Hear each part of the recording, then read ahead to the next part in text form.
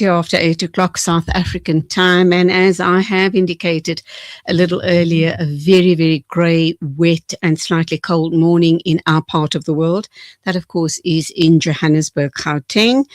We're crossing over now to Professor Junaid S. Ahmad. He is a professor of law, religion, and global politics. And we are going to be talking about the Iran US marathon talks, which have collapsed.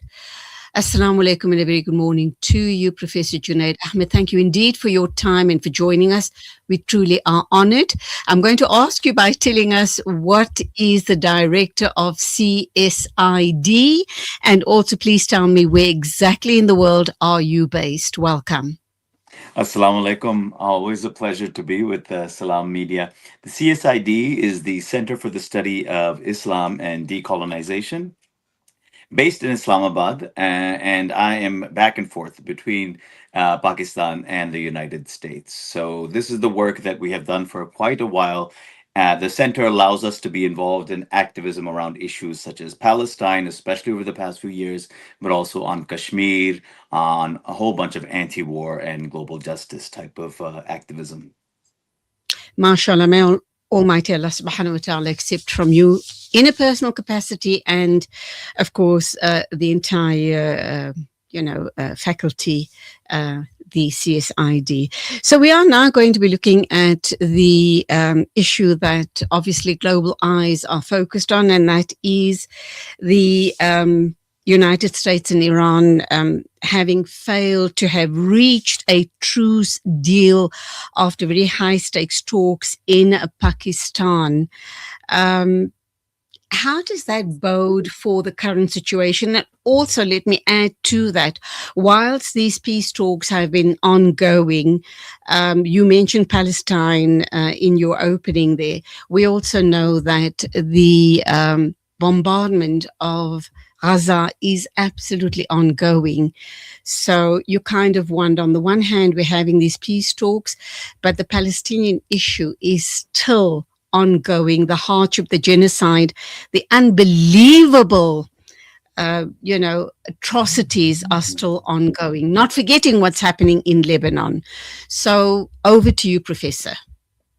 Yeah, it's incredibly tragic and sad that the talks that took place in Islamabad over the past 2 days were such a failure, almost to the point of being farcical at some points during those talks. And despite the fact that many of us presumed that the talks would not be a great success, because primarily for the same reasons that there's not been any progress on this front over the past year, which is that the United States and Israel, and particularly Israel, looks for every opportunity to sabotage any attempted negotiated or diplomatic process by immediately beginning some type of strikes, targeting and assassinating the negotiators. So even though we did not have great hopes, I mean, it really became so tragic in the way that during the negotiations, at least the Iranians say, and others as well, there seemed to be some type of progress going on,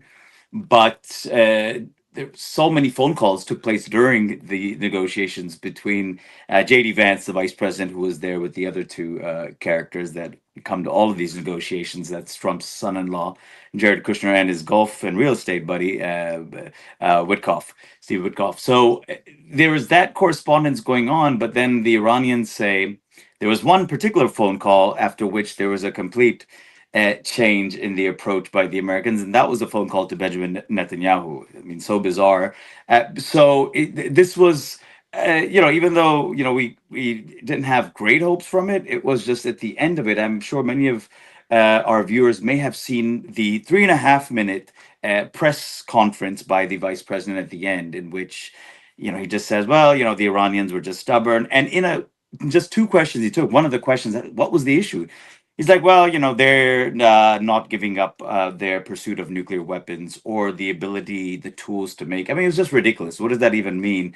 And so, what's followed that, and in some ways what's also preceded that, and which made many of us believe that this is not going anywhere is the Israeli behavior, as you say, not just in Gaza, but especially the way they've been pounding Lebanon, and they continue to do so.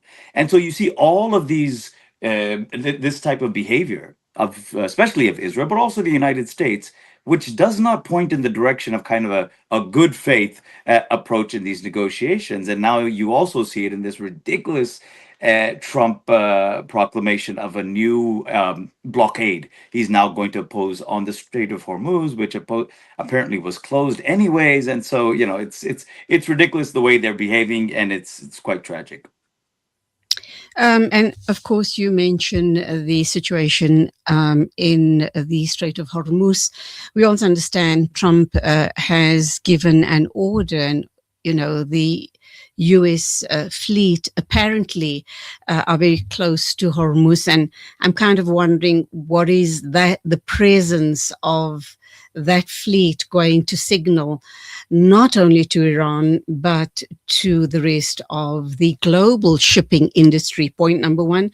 Point number two, I kind of almost believe this whole meeting, these talks were very farcical simply because, all right, JD Vance is the vice president, but why was it necessary to have a real estate negotiator, and that, of course, we're talking about Kushner and his golfing partner. How seriously, is the United States taking this matter? Perhaps they're just leading the rest of the world on some sort of a wild goose chase regarding these supposed talks. It seems to be serving the interests of the Israelis and the United States to stall these talks for as long as possible. And then let's look at it from the point of view of the Iranians. What are they saying? We do know they're very resolutely holding on to the fact that they're not going to stop uranium, the development of the uranium enrichment program that they have, and rightly so, I say. And of course, other issues that they very, very resolute on. How do you see this picture, Professor? Right. So the first thing in which we perhaps need to give the American delegation credit for is that the presence of Kushner and Witkoff is nothing new. So these guys have been involved in all of the negotiations, and by the way, not just in the conflicts going on within the Middle East, obviously with regards to Palestine and Iran, but also they've been sent to Russia, and it's so this farce and this kind of joke. We can't claim to say that it's not something new. We've been seeing it throughout, but it obviously doesn't make it less of a farce. But in some ways, it's like right in your face. They are telling you that we have these two hardcore Zionist plants that will accompany every single negotiation that's ever engaged in. And so right from the bat, you kind of know that, well, this probably is going to be not going anywhere. But, these countries, whether it's Iran or other negotiators or from Palestine, they still try to make a good faith effort that maybe something can come about with, despite these two Zionist clowns accompanying all these negotiations. And the second thing, in terms of what the larger strategic objective is of the United States, of Trump, in now calling for this blockade of the Strait of Hormuz. I mean, one of the things that we have to kind of recognize by now, and it's becoming so ridiculous, unmanageable, irritating, that it's a bunch of signals being sent every single day. I mean, we could just remember this past week before everyone converges and lands in Islamabad. Trump was just 5 days ago threatening to wipe Iran off the map as a civilization. I'm sure your viewers know this. The daily, like, going from one extreme to the next is extreme, and now so this, like, his whole approach to this process, I mean, like, as to other processes, is just this nonstop signaling in which he's just playing. It's a huge kind of a psyop operation, psychological operation that he plays, which then makes it very difficult for us to kind of seriously assess and evaluate a specific action every single day. So for now, as we're talking about the imposition of this blockade, last week he was saying, "Open up the Strait of Blockade, you crazy blah blah blah." And now he's that we're going to actually blockade this supposedly strait that we say that you've already closed. So it makes no sense. But he has one thing he has tried to do throughout this period is to, on the one hand, brag that the United States isn't affected by what's going on in the Strait of Hormuz and the fact that it's closed. In fact, it's you Asian countries that are so affected, and you should come and confront Iran on this. When they're like, no, relax, we're okay. We know what we're the, and so he really doesn't know what to do now. And this then he engages in this, which is kind of ridiculous. But it's symptomatic of his entire approach throughout this entire period of just being kind of going from one extreme to the next, like a massive like roller coaster ride. So it's difficult to read and get into Trump's mind. What do you suppose is going to happen now? Some more targets, and I guess the one concern is that perhaps Trump decides to send boots on the ground to Iran. How significant and dangerous would that exercise be? So that's the one part of the question. And where to from here for both Iran and I guess the rest of the global community, because we do know what it's the negative impact on fuel prices, etc. I mean, the markets are going absolutely crazy. So where to from here? Yeah, I mean, I think that again, we are at a point in which a lot of the things, a lot of the developments taking place, even for some of us that like to think that we're pretty decent analysts of these, they're so erratic and go far beyond even what we expected. So, for example, I mean, in some ways we thought that the attempt by Trump to get this off ramp and then negotiate in Islamabad was kind of a realistic assessment that this is just an incredible catastrophe. It's a disaster. The even entry into this war. So we kind of thought that all right, maybe he's realizing this, and certainly this is the first war that I can recall in which right from the get go, American public opinion like very much against it, but also one of the dominant political parties, the Democratic Party, at least rhetorically being against it. So this is an interesting war in the sense that the ruling elite of the United States is not completely united behind this. But now we see that something which again it does not make sense. We thought that he's trying to end it. Now you actually do see the possibility that Trump may deploy the ground troops there, and again, it'll be one disaster after the next. I mean, everyone is saying that what this has only done, it's quite visible. You have a mainstream American public intellectuals inside saying that, well, this has only strengthened the status of Iran, not just regionally, globally. So, I mean, I think that it's like I said, it's so difficult to read what's going on, and I think that one of the things perhaps some of us did not emphasize before, but have kind of really are confronting us head on, is this entire Epstein class, right? Like the whole Epstein affair is effectively about how. The Israelis have compromised any kind of person of value in the Western plutocracies. And in this case of Trump, it does seem like the principal pressure on Trump actually comes from the Zionist lobby, because otherwise it just does not make sense. As your viewers know, the Gulf countries, presumably most of them that did not want this war, were openly bribing Trump over the past year, and so it does not make sense. Perhaps only in that the looking at it through the prism of the control of the Zionist lobby, and at the end of the day, I mean, to address the second part, moving forward, I mean, you just see profound recalibration and rethinking within this region, the larger region of West Asia, Middle East, and even our part of the world, South Asia, Pakistan. The whole display of the inability of the United States to, even where it has its own American military presence, to defend it in any meaningful way. And in fact, many of the countries of the region now understand that the American military presence is not a form of protection. In fact, it's a magnet for any force, Iran or whoever is confronting the United States. So, on the one hand, it's been an unmitigated horror story, as we all know, since the genocide in Gaza began. And this is kind of an extension for it. This is the ongoing kind of the genocide, the onslaught against the region. But on the other hand, You in South Africa, of course, are leading the way, but global public opinion and most interestingly, even within the United States, has shifted so dramatically against Israel and for the Palestinians.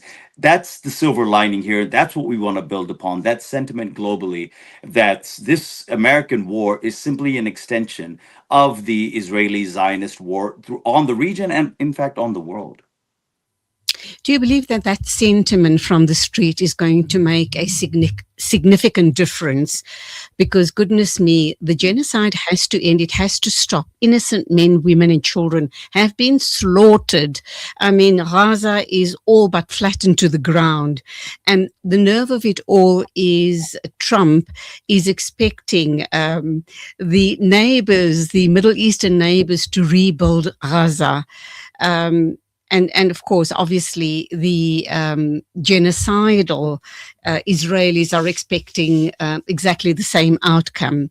Let's understand what hold does Israel have over the US? Israel is a small little country within the Middle East, a country that they have hijacked, 70 odd years ago. And if anything, they're expanding it by leaps and bounds. And the people, obviously, Palestinian people and the people in the immediate surrounds are all being subjugated by these criminals. What hold do they have on the Western world, number one? And how do you see all this now playing out from the context of the issue on the Palestinian people and then also Iran? How do we see this from a positive point of view? We see this playing out and common sense prevailing. Yeah, it's like I said, this is the developments here are have been shifting and moving so rapidly. We're really not used to a situation that is so fluid. Again, if you asked some of us, a year ago, did we think that? Well, I mean, did we think in the context of the genocide in Gaza and the horrible and the horrible PR that the United States got for obviously being the co-perpetrator of that genocide, that one would think that at this stage the United States would kind of calm itself down, would not enter into kind of a new engagement in the Middle East. You kind of also got this sense from former folks in the military and even former politicians that would say that the next American president that gets involved in another Middle Eastern war should get their head checked. So you had that sentiment, and so this kind of went against that grain, and especially even Trump. It's not to say that many people did want to believe that Trump is much more of an anti-war candidate than the others.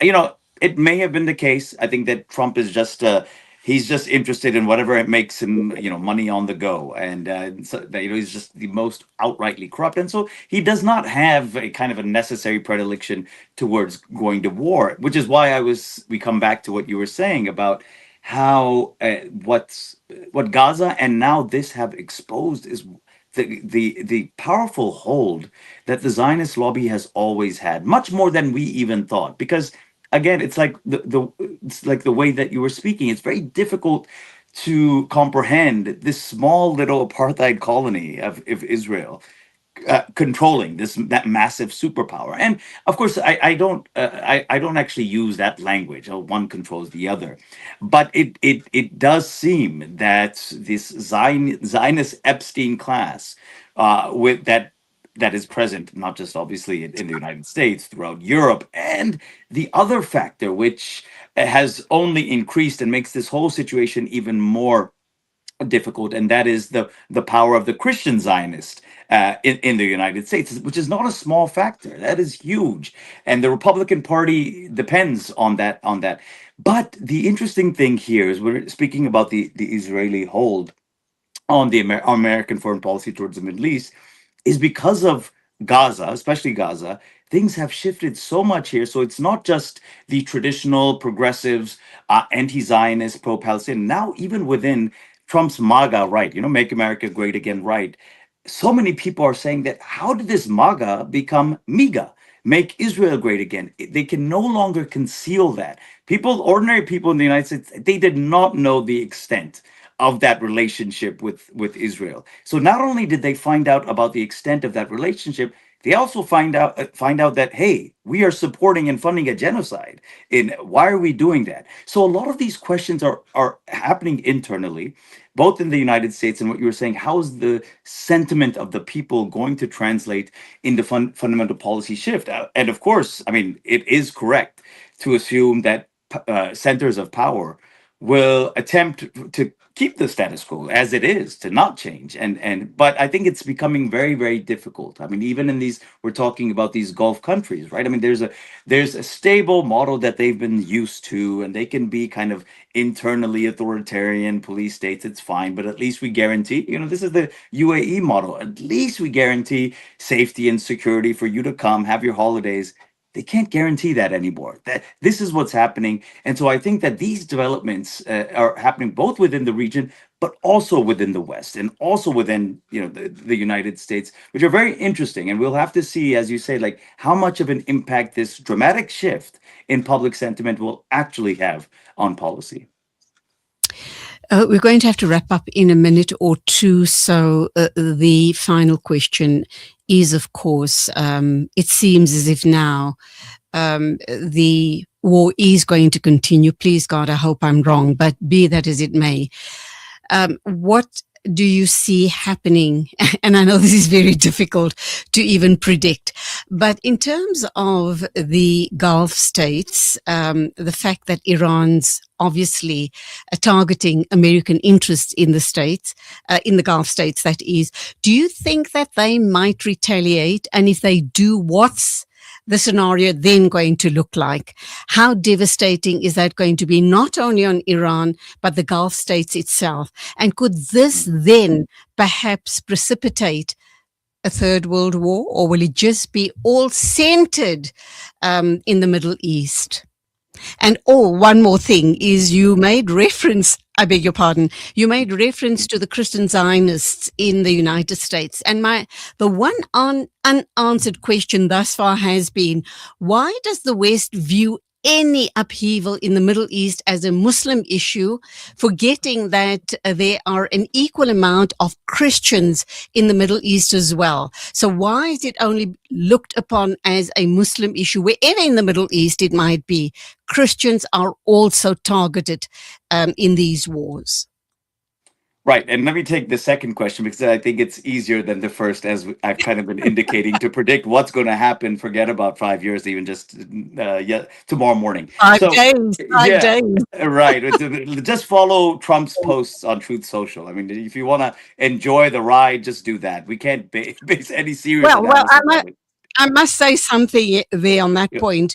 When I want to laugh, that's what I go to, and I read that, and I can't believe the outrageous statements that this man makes. And I kind of wonder, and I ask, is he playing psychological games with us, or is this truly a madman? What is it? Is he a genius, or is he a madman? And that's a question that keeps popping into my head.